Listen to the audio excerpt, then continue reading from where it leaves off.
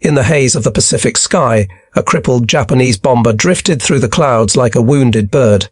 Its engines coughed, its fuselage scarred by gunfire, and yet it refused to die. U.S. Navy pilots watched in disbelief as the aircraft, a Mitsubishi G4M Betty bomber, plunged into the sea and burst into a raging inferno. The explosion was so violent, so absolute, it seemed as if the plane itself had been made of gasoline. Days later, American forces recovered a mostly intact Betty from an abandoned airstrip in the South Pacific. The chance to study this mysterious enemy aircraft was priceless. What they found inside, however, defied all logic. No armor plating, no self-sealing fuel tanks, no protective shielding for the crew. To the astonishment of US engineers and pilots, this bomber, one of Japan's most feared warplanes, was a flying death trap. Why would Japan send its finest airmen into the skies in a machine that could ignite with a single bullet? What was the strategy behind such reckless design? This is the story of that mystery, of bravery, innovation, and the deadly trade-offs that shaped aerial warfare in World War II. From the smoking runways of Repulse to the fiery dogfights over the Solomon Islands, we'll uncover the truth behind Japan's Betty bomber and why its weaknesses were as legendary as its speed. When the Mitsubishi G4M first took to the skies in 1941, it wasn't just another aircraft, it was a declaration of Japan's ambition to dominate the vast Pacific, to strike fear into enemies thousands of miles away, and to project power over oceans that had, until then, been barriers. The bomber that would later earn the Allied code name Betty was sleek, aerodynamic, and strikingly beautiful in flight. From a distance, it appeared almost graceful, a silver bird gliding effortlessly through the blue expanse. But beneath its polished exterior was a design philosophy so extreme, so uncompromising, that it bordered on suicidal. The Japanese Navy's vision for the G4M was ambitious to the point of obsession. They demanded a twin-engine bomber capable of reaching distant targets like Manila, Singapore, and even Darwin, without the aid of refueling or aircraft carriers. The designers at Mitsubishi, led by engineer Kiro Honjo, faced what seemed like an impossible challenge. In an era when bombers were typically slow, heavy, and armored, the Navy wanted something light, fast, and long-legged. Every extra pound of armor meant a shorter range. Every bit of protection meant less fuel. And so, the engineers made a choice that would come to define the aircraft's tragic legacy. They stripped it bare. The G4M would carry no armor plating to protect its crew, no self-sealing fuel tanks to prevent fires. Every unnecessary panel, every ounce of weight that could be removed, was sacrificed on the altar of range. It was engineering brilliance driven by wartime necessity, and human lives were the currency. When it was completed, the first G4M prototype astonished Japanese military leaders. It could fly over 3,000 miles without refueling, faster and farther than almost any Allied bomber. It was armed with a 20-mm cannon in the tail and multiple machine guns for defense. It could carry a 1,000-tie torpedo or a full bomb load deep into enemy territory. The Imperial Japanese Navy had its long-range weapon. In their eyes, this bomber would be the sword that struck from the shadows of the Pacific. Early test flights impressed even the most skeptical pilots.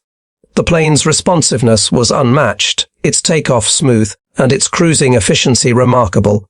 To the Japanese command, it seemed that every compromise had paid off. But to the men who would fly it into combat, there was an unease, a quiet, growing awareness that they were stepping into a machine that might not bring them back. In hangars across Japan, crews inspected their new aircraft with pride, yet whispers spread among the mechanics and flight crews. The fuel tanks were massive, stretched along the wings to store the volume needed for those incredible ranges.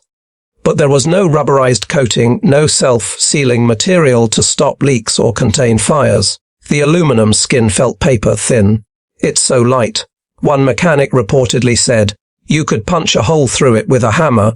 Still, orders were orders. The Empire needed reach, and the pilots who volunteered for the Navy's bomber squadrons knew their mission came with an unspoken cost. They trained relentlessly, mastering the art of precision navigation over endless ocean, flying for hours on end with no landmarks, relying only on instruments and instinct. For many of them, their G4M was more than a machine. It was a symbol of Japan's destiny, When the Pacific War erupted with the attack on Pearl Harbor in December 1941, the Betty made its combat debut shortly after. From bases in Formosa and Saigon, squadrons of G4Ms launched devastating raids against Allied targets in the Philippines, Malaya and the Dutch East Indies. They seemed unstoppable. Allied commanders were stunned by their range. These bombers were appearing over targets no one believed the Japanese could reach. To the Americans and British, it was as if the sky itself had been conquered overnight. For those early months, the Betty's legend grew. It struck with precision, its long wings slicing through tropical clouds, engines humming with deadly confidence. Reports from Allied troops described the twin-engine Japanese bombers that appeared suddenly, dropped their payloads, and vanished before fighters could intercept. Even the name, Betty, came from Allied intelligence's effort to humanize their enemy, part of the system of giving simple, female names to Japanese aircraft for easier recognition. But for the crews flying those elegant bombers, the reality was far from glorious. Every mission was a dance with death. If enemy fighters appeared, there was little hope. A single burst of tracer fire could ignite the massive fuel tanks. Many Bettys went down in flames so bright they could be seen from miles away. The Japanese airmen came to dread the telltale streaks of American or British gunfire. They called their plane Hamaki, the flying cigar, not just for its shape, but because when it caught fire, it burned like one. Despite these dangers, the Betty achieved some of Japan's most stunning early victories. In December 1941, it was G4Ms from the 22nd Air Flotilla that launched the torpedo attack, sinking the British battleship Prince of Wales and battlecruiser Repulse off the coast of Malaya. The destruction of those ships, symbols of British naval power, shocked the world. The Betty had proven its worth as a long-range strike weapon. Its pilots were celebrated as heroes across Japan. But behind the celebrations, cracks were beginning to show. Veteran crews knew the truth, that the very design that gave the bomber its speed and reach was killing them in droves. As Allied fighters like the P-38 Lightning and the F-4F Wildcat became more common, Betty squadrons found themselves hunted relentlessly. The bomber's lack of armor meant that even glancing hits tore through its fuselage. Entire crews were lost before they could even radio a distress call. The Japanese Navy tried to compensate by flying at night, by developing escort tactics, and by trusting in the bravery of their pilots. Yet no amount of courage could change physics. The Betty was fast, but it was also fragile, and as American pilots began to learn its weaknesses, they exploited them mercilessly. Still, from a purely technical standpoint, the G4M remained a marvel of efficiency. Its twin Mitsubishi G4M engines delivered reliable power. Its aerodynamics were decades ahead of their time. The problem was not its design, it was its purpose. It had been engineered to serve an empire that believed range was everything. But range could not replace resilience. When the US Navy finally captured an intact Betty and examined it, their disbelief mirrored what many Japanese pilots had long known in silence. The bomber's skin was astonishingly thin. The fuel tanks were nothing more than aluminum boxes filled with fumes waiting for a spark. To American engineers, it was almost unthinkable. Why would Japan risk its best aircrews in such a machine? The answer was written in the logic of desperation and geography. Japan had built its empire across islands scattered over thousands of miles. It needed an aircraft that could bridge those distances. The Betty did exactly that, at a terrible cost. In the beginning, though, it was seen as a masterpiece of design. When it rolled out of Mitsubishi's factories, gleaming under the sunlight, it represented a nation's confidence at its peak. And for a brief, blazing moment, it seemed unstoppable. Before the skies turned against Japan, before Allied air superiority rendered the Pacific a battlefield of steel and flame, the Betty soared. Elegant, deadly, and doomed. In that early war period, the Betty's flight was a metaphor for Japan itself, brilliant, daring, and bound by a fatal flaw. It reached farther than anyone thought possible, but it was never built to last. And for the pilots who trusted their lives to its wings, every mission began with a prayer that they would not ignite before they reached home. The first time Allied pilots encountered the Mitsubishi G4M in battle, they couldn't believe what they were seeing. These twin-engine bombers came out of nowhere, sweeping in from impossible distances, striking fast, and vanishing just as quickly into the horizon. It was early 1942, the dark days of the Pacific War, and the Allies were still reeling from one defeat after another. Bases across the Philippines, Malaya, and the Dutch East Indies were falling like dominoes. Allied commanders struggled to understand how Japanese bombers were appearing so far from their home bases. They had assumed that Japan's aircraft, like everyone else's, were limited by fuel and range. But the Betty, as they soon learned to call it, broke every expectation. In the skies over Java and the Philippines, formations of Betty bombers flew in disciplined, precise lines. Their long, slender wings shimmered in the tropical sun.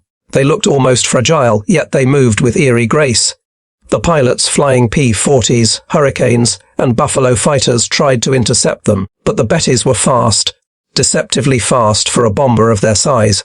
And when they attacked, they struck with purpose. Torpedoes and bombs fell from their bellies like arrows from a quiver, devastating runways, ships, and fuel depots. But the illusion of invincibility didn't last long. As Allied air forces regrouped and learned to adapt, dogfights between Bettys and American or British fighters became more frequent. That was when the strange truth began to emerge. Pilots started reporting that the Japanese bombers seemed to explode far more violently than anything they had ever seen before. One pilot described shooting a short burst from his machine guns into a Betty's wing, and the entire plane erupted into a giant orange fireball. Another said he'd never seen aircraft burn so fast. It was as if they were filled with pure gasoline. The reports piled up from the Philippines to the Coral Sea Japanese bombers that burst apart in midair, leaving nothing but burning fragments raining into the ocean. At first, Allied intelligence officers dismissed these accounts as exaggerations born of adrenaline and chaos. But soon the stories were too consistent to ignore. These weren't isolated cases. The Betty had a fatal flaw. American pilots started calling it the one-shot bomber. A few bullets, even from a light machine gun, could set it ablaze. They learned to aim for the wings or fuselage, knowing the fuel tanks were massive and unprotected. Veteran US Navy pilots began to share tactics among squadrons. Hit the Betty's wings, they'd say. One tracer in the right spot, and it's gone. For the men inside those Betty bombers, every mission became a roll of the dice. They could feel the danger beneath their feet, the thin aluminum skin separating them from tanks filled with thousands of liters of fuel. Japanese crews were trained to maintain absolute discipline, to show no fear, but they weren't blind to the risks. They saw what happened to their comrades. When a Betty caught fire, it didn't just burn, it disintegrated. The fire spread so quickly that escape was nearly impossible. Many died trapped inside their aircraft, consumed in seconds by the inferno. Still, despite these horrors, Japanese commanders pressed on. They had no choice. The G4M's range and payload made it indispensable. It could reach Allied fleets and airfields no other Japanese bomber could. The Imperial Navy depended on it to extend their power deep into enemy territory, and when it worked spectacularly. One of the earliest and most infamous encounters came in December 1941 off the coast of Malaya. British naval forces, including the battleship Prince of Wales and the battlecruiser Repulse, steamed north to intercept Japanese invasion forces. They believed their heavy guns and armor would deter any air attack, but Japan had something new to unleash: waves of G4M Bettys carrying Type 91 torpedoes. The bombers came in low, skimming the waves, their engines roaring in unison. Anti-aircraft fire erupted from the ships, but the Bettys pressed on through the storm of flak. One by one, they released their torpedoes with deadly accuracy. Within an hour, both British capital ships were struck multiple times and sinking fast. Over 800 sailors died in the cold waters of the South China Sea. The loss shocked the world. It was the first time in history that battleships maneuvering at sea had been sunk purely by air power. The Betty bomber, despite its fragility, had helped rewrite the rules of naval warfare. To Japanese pilots, it was proof that their sacrifices were not in vain. They believed their aircraft, though dangerous to fly, was a divine instrument of Japan's destiny. Yet even as the Betty achieved glory, its weaknesses were becoming impossible to ignore. When Allied fighters like the F-4F Wildcat and P-38 Lightning began to dominate the skies, the G4M stood little chance. Its lack of armor and self-sealing fuel tanks turned every skirmish into a suicide run. Entire squadrons were wiped out in minutes. American gun camera footage showed Bettys disintegrating mid-flight, their engines shearing off as fuel vapor ignited. Still, the psychological effect of those early encounters lingered. Allied troops on the ground would look up in dread when they heard the deep hum of twin engines overhead. The sight of a formation of Bettys glinting in the sun was a harbinger of destruction. Soldiers huddled in trenches or behind anti-aircraft guns, praying their bullets would find those fragile fuel tanks before the bombs fell. The US Navy, now aware of the bomber's range and fire hazard, began to study the phenomenon. Intelligence officers collected every bit of information they could. Crash reports, eyewitness accounts, photos from downed planes. But nothing compared to the shock of finally inspecting one up close, when they captured a mostly intact Betty later in the war. Even before that discovery, though, pilots had begun to see a pattern: Bettys that exploded too easily, Bettys that refused to maneuver defensively, Bettys that seemed more like flying torches than machines of war. They realized they were facing an enemy aircraft built on a philosophy completely different from their own. Allied bombers were heavy, armored, and built to protect their crews. The Japanese design was light, agile, and prioritized offensive reach above all else. To the US pilots fighting over the Solomon Islands or the Bismarck Sea, this design philosophy seemed insane. But it also made a strange kind of sense.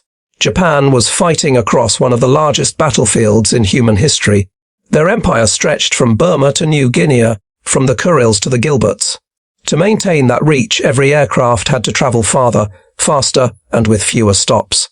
Protection had to be sacrificed for power. That realization didn't make the Betty any less dangerous. In fact, it made the pilots respect their opponents even more. They knew that the men flying those bombers were fully aware of what awaited them. To climb into a G4M was to accept death as a near certainty. Yet they did it anyway, day after day, mission after mission. For the Allies, those early encounters with the Betty were a study in contrasts. It was both deadly and vulnerable, bold and flawed. The same plane that destroyed Britain's mighty battleships could be torn apart by a single .50 caliber bullet. It was a machine that embodied the spirit of the Pacific War itself, full of daring ambition shaped by geography and haunted by tragedy. As the months passed and the war raged on, the sight of a burning Betty tumbling from the sky became a grimly familiar image to Allied pilots. But they never forgot that first shock.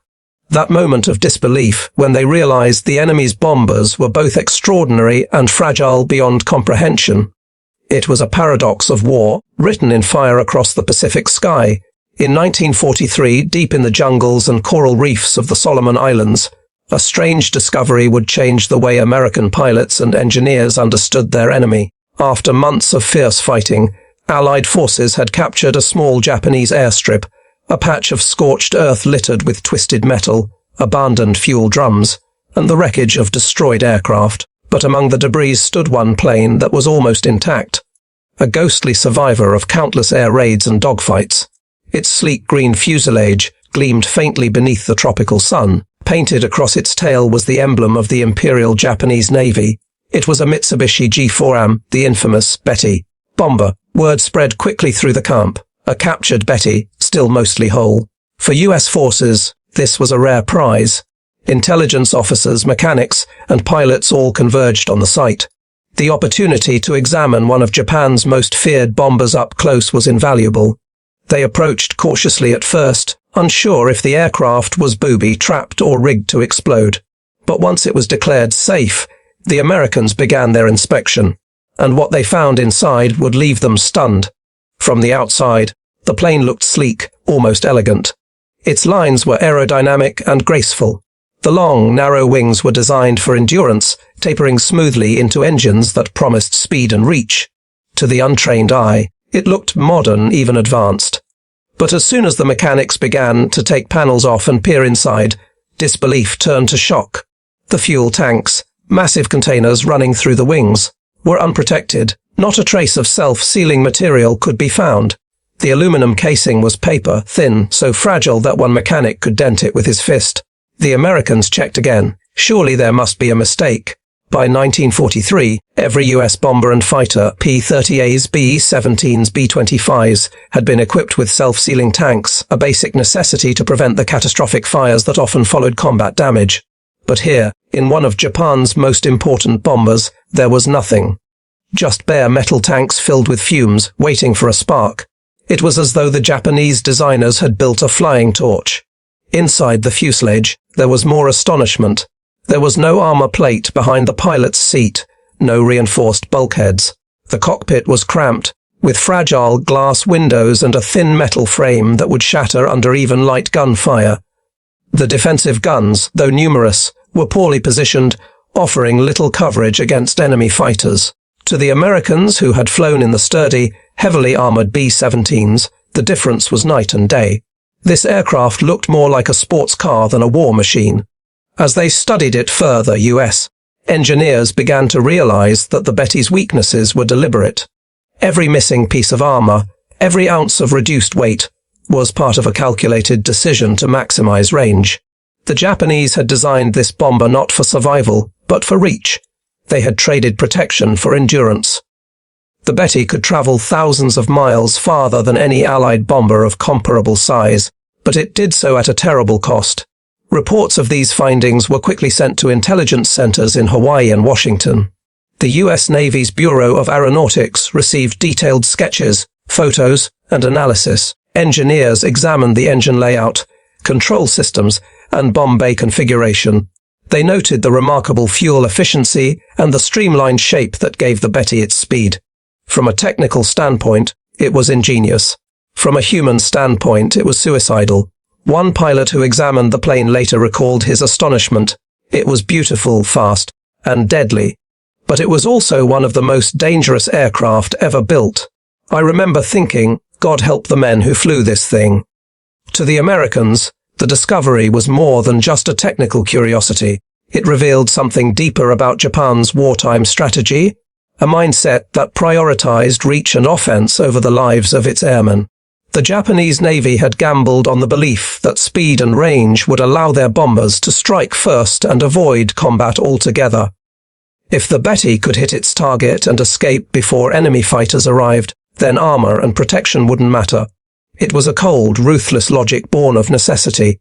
Japan's empire stretched across vast distances, and their aircraft had to operate over thousands of miles of ocean with few bases or refueling stops. In their view, range was life. As US intelligence pieced together the full story, they also began to understand the psychological toll this design philosophy had taken on Japanese crews. Through captured diaries and interrogations of prisoners, they learned that many airmen considered flying the Betty a death sentence. Crews called it hamaki, the flying cigar, not only for its shape but because when it caught fire, it burned just like one.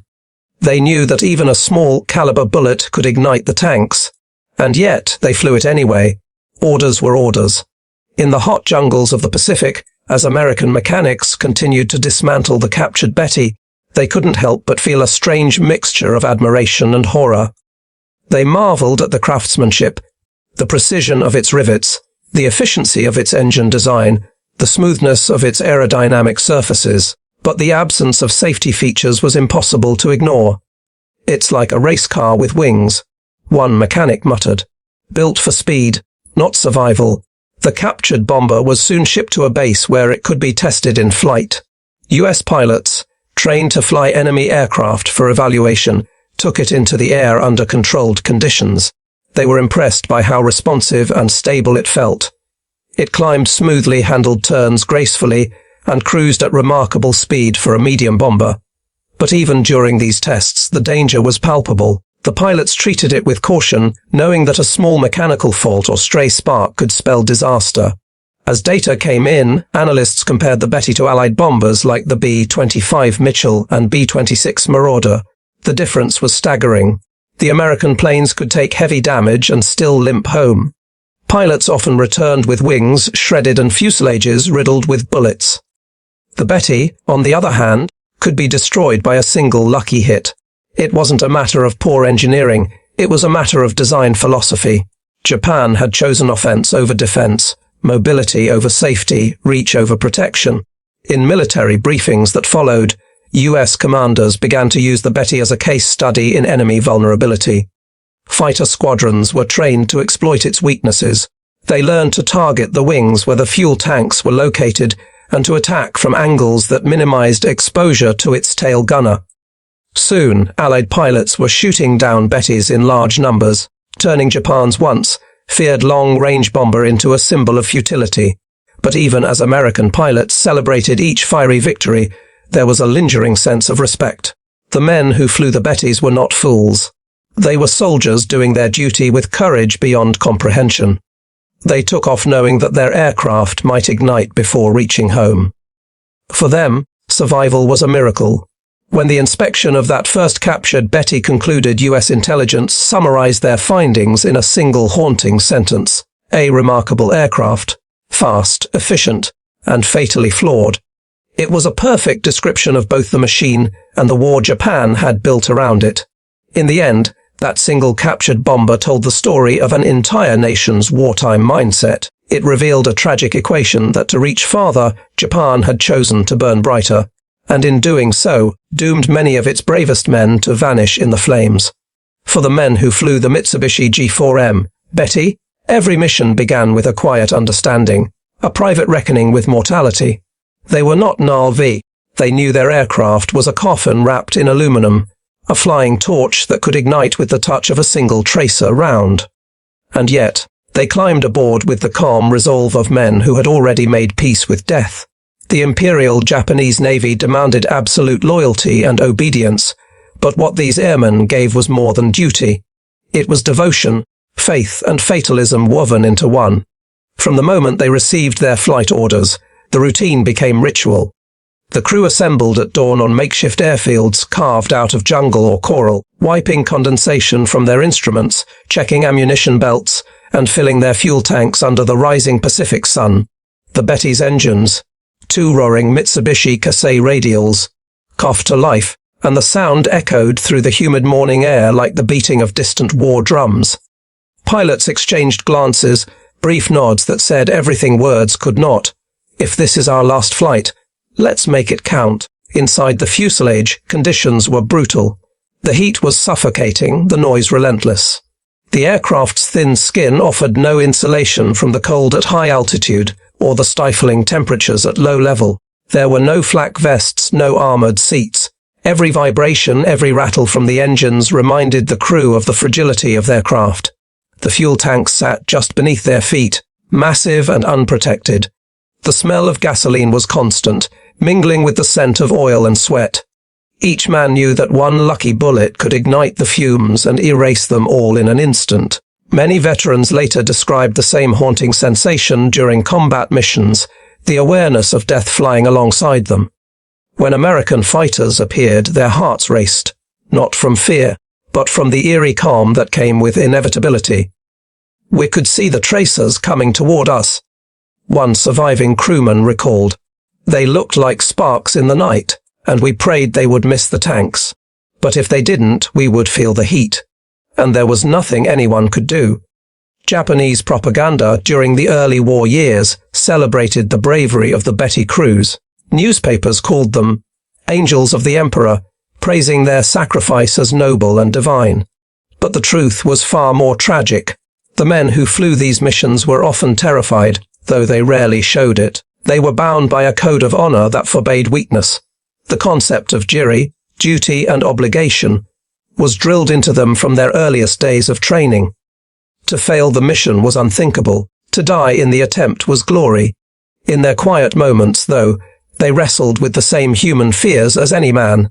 Letters recovered from downed aircraft revealed an undercurrent of resignation and sorrow. Pilots wrote to their families with words that balanced pride and despair. If I do not return, know that I fly for the Emperor and for Japan. Do not weep for me. One wrote, when I fly, I can feel the danger breathing in the cockpit. But to fly is to serve, and to serve is to live, even if life ends in flame. As the war dragged on and Allied dominance in the air grew stronger, the missions became near suicidal. American radar and interceptors made surprise attacks almost impossible. Squadrons of Betty bombers took off knowing that few, if any, would return. Still, they flew, Over a ball truck and the Solomon Islands, they faced swarms of F-4F Wildcats, P-38 Lightnings, and F-6F Hellcats. The American fighters came at them in coordinated formations, diving out of the sun, their guns blazing. The Betty crews fought back with desperate bursts from their tail and waist guns, but it was often futile. One well-placed shot in the wings or fuselage, and the bomber would erupt in a cloud of smoke and flame. To the Americans, it was a victory. To the Japanese, it was sacrifice. Each loss was recorded as honor in service to the emperor. The men themselves were honored posthumously with ribbons, poems, and prayers, though the truth of their suffering was rarely spoken. Survivors described watching comrades vanish in the air, one moment flying in formation, the next consumed by fire. The shock of it never left them. When a Betty went up, one pilot said, "It was like watching the sun explode beside you. There was no time to react. Just a flash and they were gone." In later interviews, the rare few who survived multiple missions spoke candidly about the fear that lived in their hearts. One recalled that some crews refused to wear parachutes, not out of bravery, but because they believed there was no point. Once the plane ignited, escape was impossible. The fire spread too fast, devouring everything in seconds. "We accepted death before we took off," he said. To live through a mission was the miracle, not the expectation. The Betty's lack of protection wasn't merely a technical flaw. It became a psychological burden that shaped the way its crews flew. Pilots often chose low-altitude approaches, hugging the sea or terrain to avoid radar detection. They learned to fly in tight formations, believing their only safety lay in unity. Many developed a fatalistic bond with their aircraft, referring to them as living companions rather than machines. They treated the Betty almost like a partner, speaking to it softly before takeoff, as though asking for mercy. When damage did occur, and it often did, the courage shown by the crews was extraordinary. There were accounts of pilots nursing burning planes for miles, holding steady while their gunners bailed out, refusing to abandon the craft until the very last moment. Others stayed at their controls even as flames crawled up the fuselage, trying to keep the plane level long enough for their comrades to escape. Many of these acts of heroism went unnoticed, lost in the chaos of war, but they spoke to the spirit of the men who flew the flying cigar. The human cost of those missions was staggering. Entire squadrons were wiped out within months. Training schools struggled to replace experienced crews fast enough. Young pilots barely out of flight school were sent into combat with only a few hours of practice in the Betty. They learned their lessons in blood and fire, often lasting only 1 or 2 missions before being shot down. Yet even as losses mounted, the Imperial Navy continued to send them into the skies. Japan's dwindling resources meant there was no alternative. By late 1944, the nature of these missions had grown darker. Some Bettys were converted for kamikaze use, their pilots ordered to crash directly into enemy ships. For these men, the lack of armor was no longer a flaw, it was a weapon. Their fuel tanks, once symbols of vulnerability, became instruments of destruction. Exploding on impact, they turned the entire aircraft into a bomb. The transformation of the Betty from long-range bomber to suicide weapon captured the tragic arc of Japan's war effort. A descent from precision and ambition into desperation and despair. Those who lived through it carried the memories like ghosts. Decades later, veterans still spoke of the smell of burning fuel, of friends consumed in midair, of the blinding flash that marked the end of a mission. They remembered the sound, the roar of the engines turning to screams as metal tore and fire swallowed the cockpit. Many broke down recalling the faces of their comrades, the men who had climbed aboard with calm smiles and never returned. In the end, the story of the Betty's cruise was not one of machines or tactics, but of humanity, of courage in the face of certainty, of devotion to a cause they may not have fully understood, of young men who flew into fire because they were told to. Their bravery did not come from the promise of victory, but from the acceptance of death. They flew because it was their duty, because it was expected, and because in their hearts they believed that even a fleeting flight in service to their nation was worth the cost. The skies of the Pacific still remember them, the flashes of light that marked their passing, the smoke trails that faded into silence. The Betty burned quickly, but the memory of those who flew her endures, a haunting testament to the human spirit caught in the machinery of war. When the captured Mitsubishi G4M, Betty, bomber was finally brought to the Allied test field, a quiet sense of awe fell over the American pilots and engineers who gathered around it. The plane looked eerily beautiful in the morning light. Sleek, smooth, and graceful in its own minimalist way. To those who had faced it in the Pacific skies, the Betty had always been both feared and pitied, fast and deadly, yet fragile as glass. Now, standing just feet away from one in pristine condition, the Americans could finally touch the mystery that had claimed so many lives on both sides. The captured bomber had been salvaged after a forced landing on an island once occupied by the Japanese. Its markings were still intact, rising suns painted proudly on the fuselage, though weathered by time and combat. Bullet holes peppered the tail and wing edges, silent witnesses to the chaos it had survived. Mechanics worked carefully, patching the skin, checking the engines, ensuring it was safe enough to fly. When the engines roared back to life, even the seasoned test pilots exchanged glances of disbelief. The sound was powerful, steady, almost defiant. It was as if the aircraft itself was whispering its secrets, challenging its captors to understand the mind that created it. Captain Charles Blake, one of the test pilots assigned to evaluate the plane, later described the first time he stepped inside. "It felt like stepping into a paradox," he said. "It was so clean, so efficient, yet so exposed. You could feel the genius in the design, but also the danger. There was nothing between you and death but thin metal. The cockpit was small, almost cramped, its instruments written in Japanese kanji. There was no armor behind the pilot's seat, no self-sealing lining around the fuel tanks. It was aviation stripped to its essentials.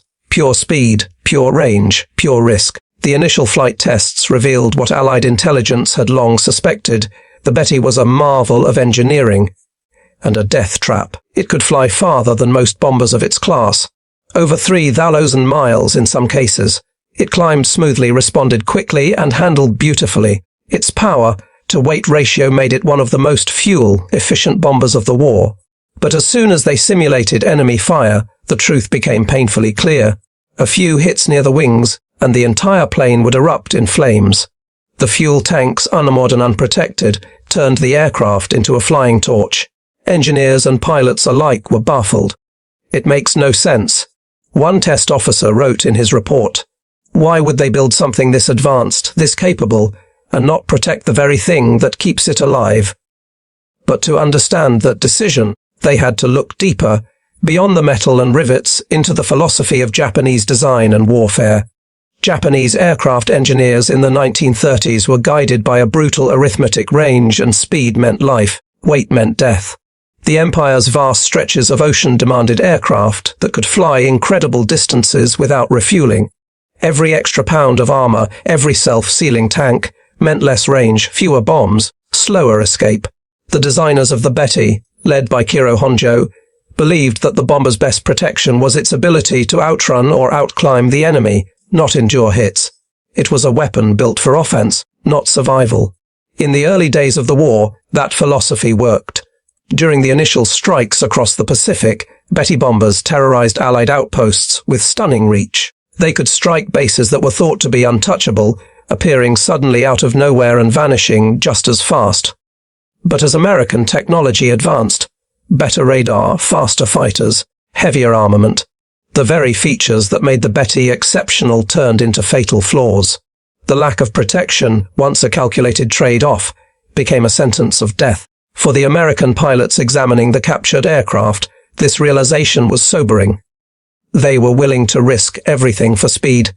Captain Blake noted in his debrief. They traded human lives for performance. It's both brilliant and tragic. The test team even nicknamed the plane the Flying Cigar, echoing the cruel irony known among Allied airmen. Beautiful to look at, deadly to fly. The flight data confirmed everything combat reports had hinted at. The Betty could cruise effortlessly at high altitude and make long-range attacks with precision. Its payload capacity was impressive, and its maneuverability defied expectations for a bomber of its size. But once hit, its fate was sealed. Tests using tracer rounds showed how the fuel tanks, once punctured, would ignite instantly, engulfing the plane in seconds. The engineers watched in silence as the flames consumed the mock fuselage. No pilot could survive that, one said quietly.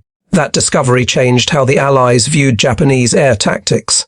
American strategists began to understand why Japanese pilots were so aggressive, why they refused to break formation even under attack.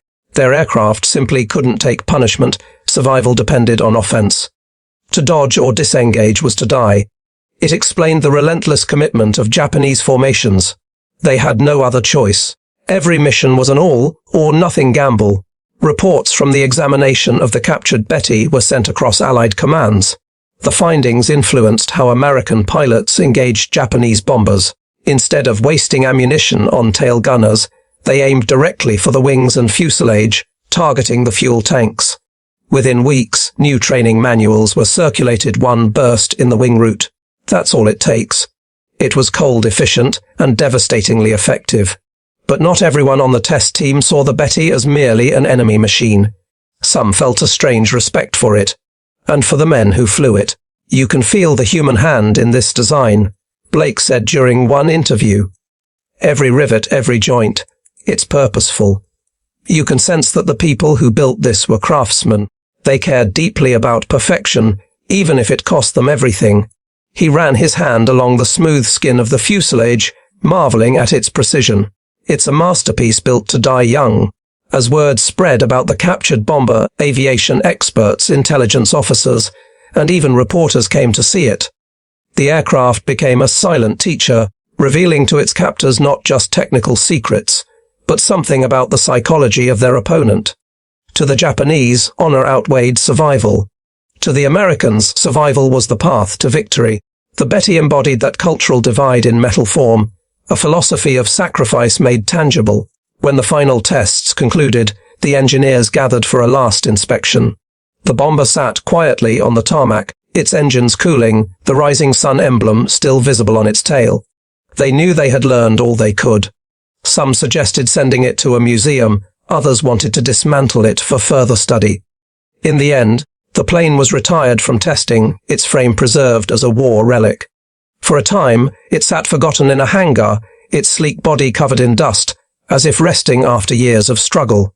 But the lessons it taught lived on. The data from those tests informed not only Allied combat strategies but also post-war aircraft design philosophy. It showed the necessity of balance. Speed alone was not survival, protection mattered. The Betty's sacrifice, both as a weapon and as a symbol, left an indelible mark on aviation history. In the words of Captain Blake, written in his personal logbook, "I learned that courage alone is not enough. These men flew with hearts of fire, but their machines betrayed them. Still, there's something hauntingly noble in it. They built beauty in a time of horror, and paid the price for it." The captured Betty became more than an enemy plane. It became a mirror reflecting the soul of a nation at war. To the Americans, it was a puzzle solved. To history, it remains a whisper from the past, a fragile ghost of the skies that burned bright, burned fast, and vanished into legend.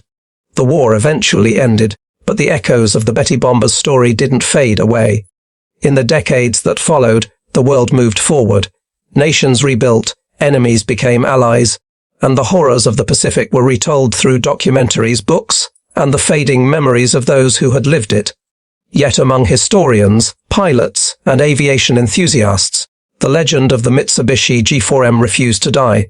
It remained a symbol of contradiction, beauty born from brutality, innovation shadowed by tragedy, and perhaps most haunting of all, it became a story about human sacrifice in the face of impossible choices. After Japan's surrender in 1945, surviving Betty bombers were rounded up by Allied forces. Some were destroyed on the spot to prevent future use. Others were studied carefully for what secrets they still held. A few were repainted in American markings and flown for evaluation. Ghostly hybrids of two nations that had once fought to the death. Those who saw them in flight described an eerie feeling. It was like watching a ghost of the war still trying to find peace. One Navy observer said, "The sight of a Japanese bomber flying under Allied stars stirred conflicting emotions, pride, sorrow, and an uncomfortable sense of respect. For the Japanese engineers who had built it, the Betty represented both their triumph and their heartbreak. When the war ended, Many of them returned to ruined homes and broken families. Some never spoke of their wartime work again, ashamed of the destruction their creation had brought. Others quietly defended their choices, arguing that the aircraft had been designed with the only goal possible: to give Japan the reach it needed in a war it could not afford to lose. Why knew the risks. One surviving engineer said in an interview decades later, "We were told to build a bomber that could fly farther and faster than any enemy. We did what was asked. It was not our place to question the cost." But time has a way of softening judgment. As historians began to re-examine the war from all sides, the Betty's story evolved from one of design failure to one of tragic genius. In the early stages of World War II, it had been unmatched. Its ability to strike distant targets across the Pacific stunned Allied planners. The Betty's long-range capabilities made the attack on Clarkfield possible, helped deliver blows against British forces in Malaya, and even carried the Japanese delegation to sign the surrender aboard the USS Missouri. It was there at the beginning and the end of Japan's war, a silent witness to both ambition and defeat. Modern aviation experts studying the few remaining Bettys preserved in museums describe them with almost reverent admiration. The craftsmanship is unmistakable. The wings, thin yet perfectly shaped, the fuselage, smooth and aerodynamic, the engines, balanced for efficiency. It was not carelessness that left it unarmored. It was a deliberate decision to push the limits of flight. The Betty was a masterpiece of purpose, built in a time when desperation forced brilliance to ignore safety. Still, for the men who flew them, all the engineering excellence in the world couldn't outweigh the human cost. Survivors of the war who once served as crewmen aboard Betty bombers grew old carrying memories that never dimmed. Some were haunted by the faces of comrades who burned beside them. Others spoke with quiet pride of their missions, believing they had served their nation honorably. One veteran interviewed in the 1970s recalled, "When the fire came, we didn't think of fear. We thought of home, of the people who believed in us. We were young and we wanted to be brave. We didn't know how fragile we really were." In America, the test pilots and engineers who examined the captured Bettys often spoke of the respect they developed for their adversaries. They had seen firsthand the courage it must have taken to fly such an exposed machine into battle. Captain Charles Blake, now long retired, would later write in his memoir, "I came to understand that courage isn't about having the best armor. It's about facing the sky knowing you don't have any, and flying anyway." His words captured the paradox that had defined the Pacific Air War. Two nations, each with their own vision of honor, meeting in a contest where neither side truly understood the other's soul. As the 20th century drew to a close, the few surviving Bettys became sacred relics of a vanished era. In Japan, one was lovingly restored and displayed in a museum as a testament to the skill of its builders and the sacrifice of its crews. Visitors walk beneath its wings in silence, reading placards that tell not just of war, but of the humanity behind it. There are photographs of young airmen smiling before missions, their faces full of pride and innocence, unaware of the inferno that awaited them. Some visitors bow their heads, not in reverence for war, but in mourning for its cost. Historians have since come to see the Betty as a microcosm of Japan's wartime identity, a nation of extraordinary ingenuity shackled by a rigid belief in sacrifice. It was an aircraft that embodied the contradictions of its time, advanced yet archaic, powerful yet vulnerable, beautiful yet doomed. Every rivet told a story of ambition born in scarcity, every design flaw a reflection of the moral compromises of war. Today, when aviation students study the evolution of military aircraft, they look at the Betty not as a failure, but as a lesson. It stands as a reminder that technology is always a mirror of human priorities. In Japan's case, it reflected a culture that valued duty above safety, success above survival. And in that reflection lies the tragedy of the Betty's pilots, men who flew magnificent machines that could not protect them. Footage of the captured Betty still circulates in old war archives. Grainy black and white film shows Allied personnel walking around it, pointing at its wings, marveling at its sleek design. In one clip, an American pilot climbs into the cockpit and stares out through the canopy. For a brief moment, you can almost see the thought in his expression, "Somebody sat here. Somebody flew this into hell."